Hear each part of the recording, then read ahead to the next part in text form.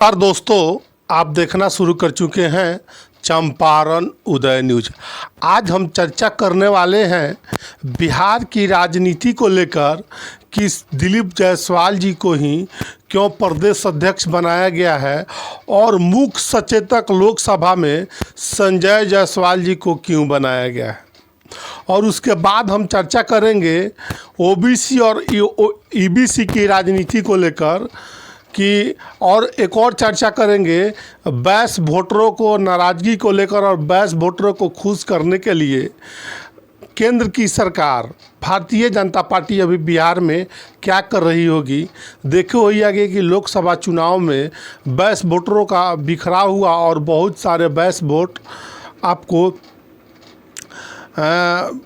महागठबंधन को मिले। तो चलिए हम शुरू करते हैं, एक एक चीज़ को बहुत ही बारीकी से हम आपको समझाएंगे। आप वीडियो में बने रहिए। वीडियो अच्छा लगे तो आप शेयर ज़रूर करिएगा। दोस्तों, अभी कुछ दिन पहले देखे होइएगा कि भारतीय जनता पार्टी में प्रदेश अध्यक्ष पहले हुआ करते थे सम्राट चौधरी। सम्राट चौधरी को हटाकर अब बिहार में दिलीप जायसवाल को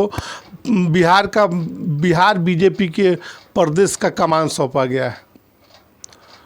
लोकसभा चुनाव में आपने देखा था कि बैस वोटरों में बिखराव हुआ वोट का, और वोट का बिखराव होने के साथ साथ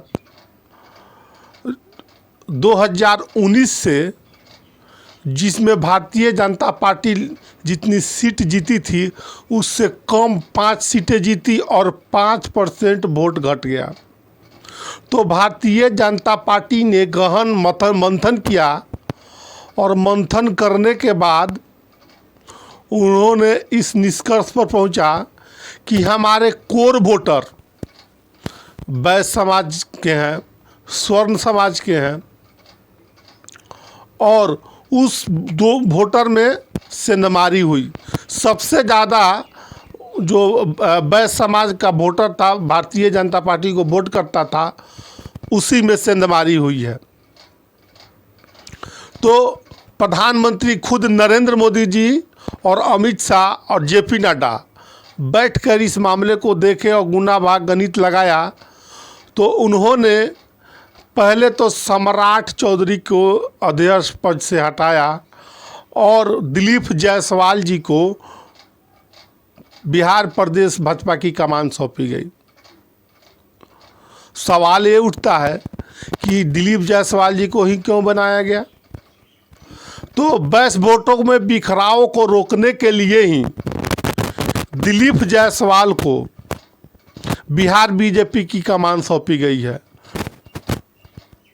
दोस्तों, आपको बताते चले कि लोकसभा चुनाव में भी आपने देखा होगा कि बैस वोटों में बिखराव हुआ है, और बैस वोटरों को, बैस जाति को ही खुश करने के लिए आपने नाम सुना होगा, 4 बार से लगातार एमपी में जीत रहे संजय जायसवाल जी, जो कि बेतिया पश्चिमी चंपारण लोकसभा सीट से एमपी हैं, और उनको लोकसभा में मुख्य सचेतक बनाया गया है लोकसभा में। और संजय सारवांगी का नाम सुने होइएगा, वो बिहार के विधायक हैं, उनको बिहार विधानसभा में मुख्य सचेतक बनाया गया है। तो भारतीय जनता पार्टी 2025 को लेकर किसी भी कीमत पर चूक नहीं चाहती है। उनका जो कोर वोटर है उनको अपने साथ में लेकर चलना चाहती है, उसमें बिखराव नहीं चाहती है। उसकी तैयारी भारतीय जनता पार्टी अभी से ही शुरू कर दी है। दोस्तों, एक और बात बताते हैं कि नीतीश कुमार जी की ताकत दलित महादलित वोट रहे हैं। ऐसी चर्चा चल रही है कि दोनों डिप्टी सीएम बिहार के विजय कुमार सिन्हा, सम्राट चौधरी, दोनों की छुट्टी संभव है।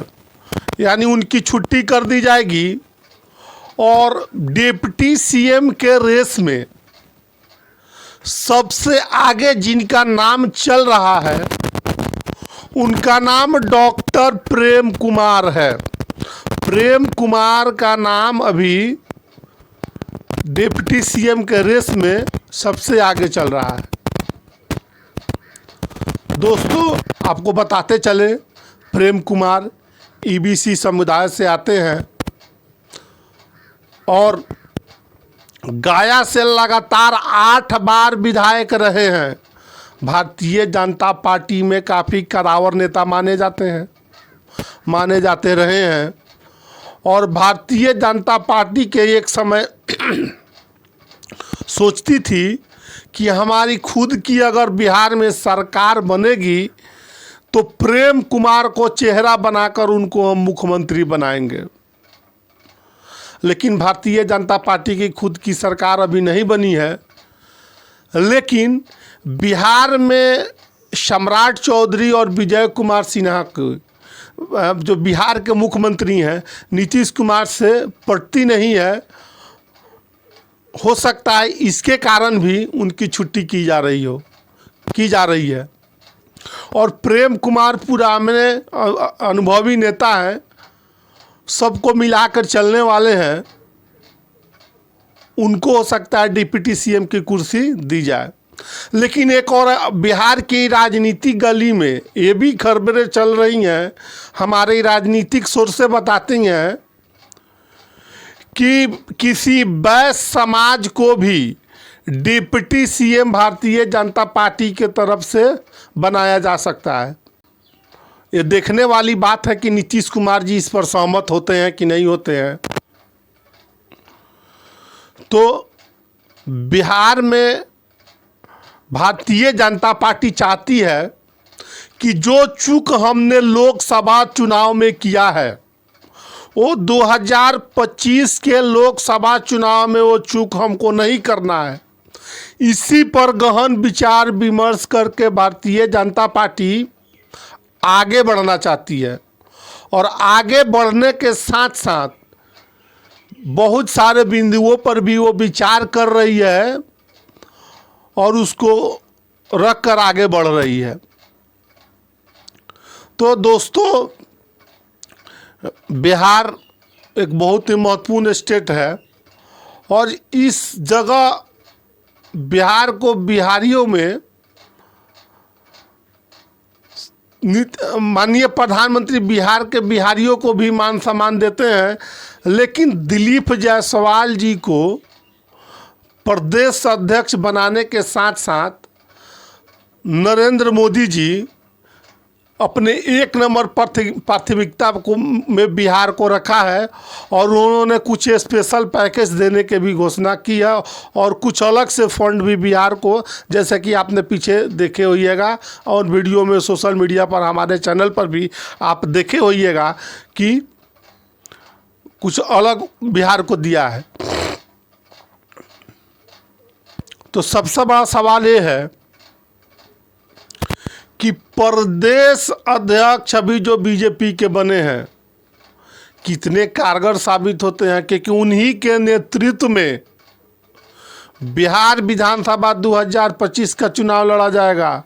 भारतीय जनता पार्टी लड़ेगी और उसके एनडीए गठबंधन में भारतीय जनता पार्टी की तरफ से प्रदेश की कमान उनको है तो वो लीड करेंगे, लेकिन एनडीए के मुख्यमंत्री के चेहरा नीतीश कुमार ही होंगे। भारतीय जनता पार्टी इस पर भी विचार कर रही है कि नीतीश कुमार अगर एनडीए को छोड़कर चले जाते हैं तो कैसे क्या करेंगे, उस पर भी विचार करके भारतीय जनता पार्टी अपनी कदम फूंक फूंक कर बढ़ा रही है। तो वैश्य समाज को लेकर जो वोटों में बिखराव हुआ है उसको रोकने के लिए ही वैश्य नेताओं को अधिक तरजीह दी जा रही है बिहार में। ये बिहार की राजनीतिक गलियारे से खबर निकल कर आ रही थी तो हमने आपको बताना उचित समझा है। आप इस वीडियो के बारे में क्या सोचते हैं? कमेंट सेक्शन खुला हुआ है, कमेंट करके ज़रूर बताइएगा कि वीडियो कैसा लगा। दोस्तों, वीडियो अच्छा लगे तो शेयर ज़रूर कर दीजिएगा। मिलते हैं एक अगले वीडियो में नए क्लेवर के साथ। तब तक आप सभी को बहुत बहुत धन्यवाद। जय हिंद, जय बिहार, जय चंपारण।